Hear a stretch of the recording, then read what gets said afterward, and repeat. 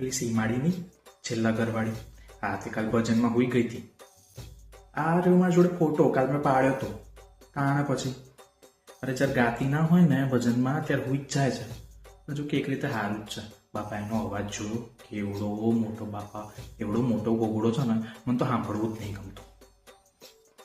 તાણે પછી બાપા જબરી બહુ છે. હા જેવી લાગે એવી નહીં, બહુ જ જબરી છે. કેવું કરે ખબર હે, સાંજ પડે ને એટલે અમારા ઘેર તો મને નવું એસી ના લાવે, તો સાંજ પડે ને તો એના છોકરાઓને અહીંયા આગળ રમવા માટે મોકલી દે. એમ કે જાઓ જાઓ કે ત્યાં જઈને એસીમાં રમો કે. હવે સાંજ થાય તો આપણે એસી તો બંધ કરીએ કે નહીં, બિલ કેટલું આવે. અહીંયા તો કે પૈસાનું ઝાડ છે કંઈ.